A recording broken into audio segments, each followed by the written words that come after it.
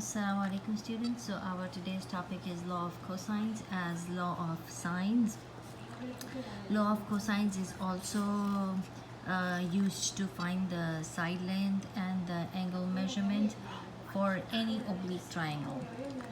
Okay, so the only special thing, important thing about law of cosines is law of cosines is only used when we have side angle side triangles, meaning if two sides and the included angle is given, two sides and the included angle is given, then we can use law of cosines. Okay, other than law of sines are used when two angles and one of the sides are given, then we use law of sines. Okay, so law of cosines are similar to Pythagoras theorem.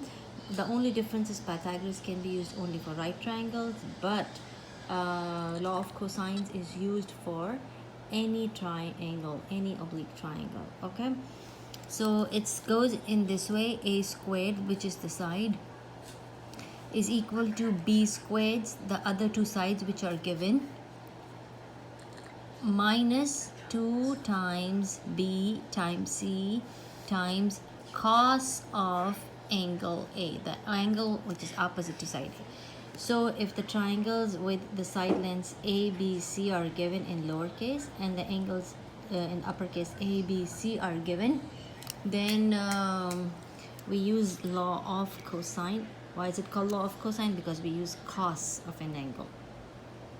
So if two sides, this side and this side is given with the given angle, and we are supposed to find the opposite, this side, the third side, what we should know is we use these two sides and the opposite angle, which and the inclusive angle which is given, which is opposite to the unknown side.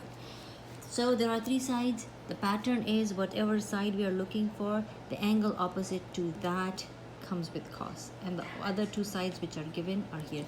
So the pattern, if you're looking for b squared, the pattern would be a squared plus c squared minus 2ac, the sides which are given, cos of the angle which is opposite to side b. And if it's c squared, then it is b squared plus a squared minus 2ab. It could be a squared plus b squared cos of angle C. So let's get started. Now here we use the law of cosines to solve for x. Even if they don't mention law of cosines, if the two sides and the given and the included angle is given, and they're asked you to find the third side, we use law of cosine. Side, angle, side is given. So to find x, it will be x squared equals the two given sides, which is 7 squared plus 12 squared minus 2 times 7 times 12 and cos of the opposite angle which is given. Okay, 65 degrees. Make sure your calculator is in degrees mode. So it will be x squared equals 49 plus 144 144 minus 168 cos of 65. Put it in your calculator, you will get x squared equals 122, x equals to 11.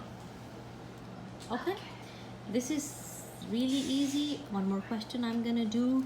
Two sides and the inclusive angle is given, and we are about to find the opposite side, so we're just gonna write x squared equals the given side 30 squared plus 23 squared minus 2 times 30 times 23 cos of the angle which is opposite to the unknown side.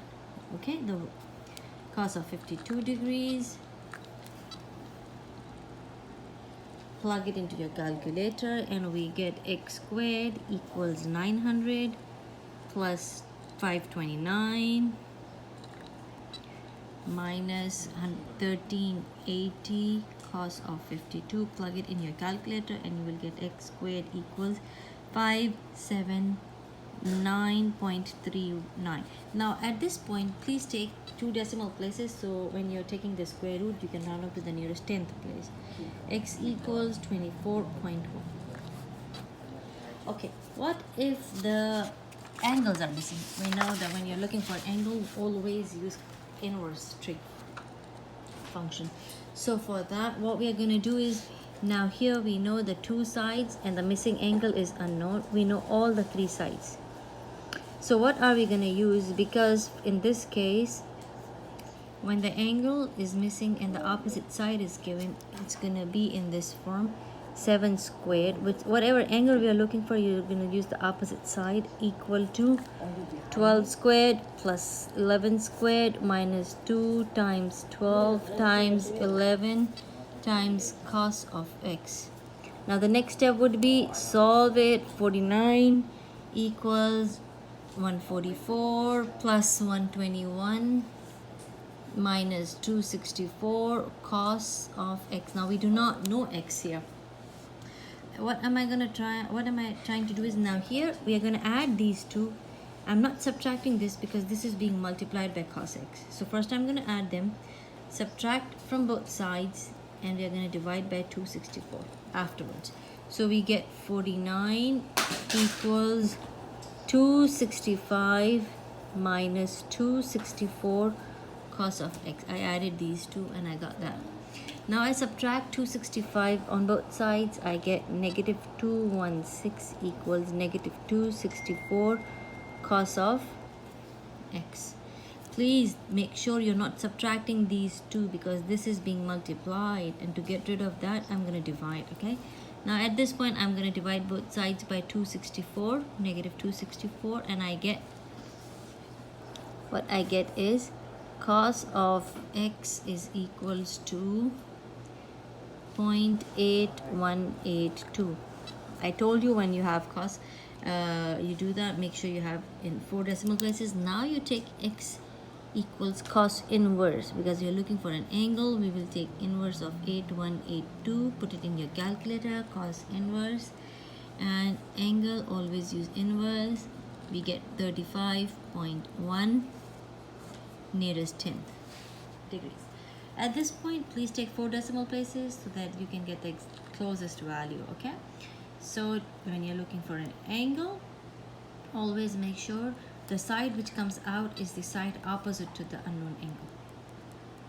In this case, it will be, let's do this question also. In this case, it will be, if you are looking for this angle, this opposite side is outside. Okay, so it will be 35 squared equals 24 squared plus 16 squared, the other two sides, minus 2 times 24 times 16 cos of x. The same process, first square them, subtract them, and then divide by this term, and then take the cos inverse. This is how you will do the math. I hope you understand the concept, because law of sines and law of cosines are really easy to implement. Just follow the steps. Assalamu alaikum.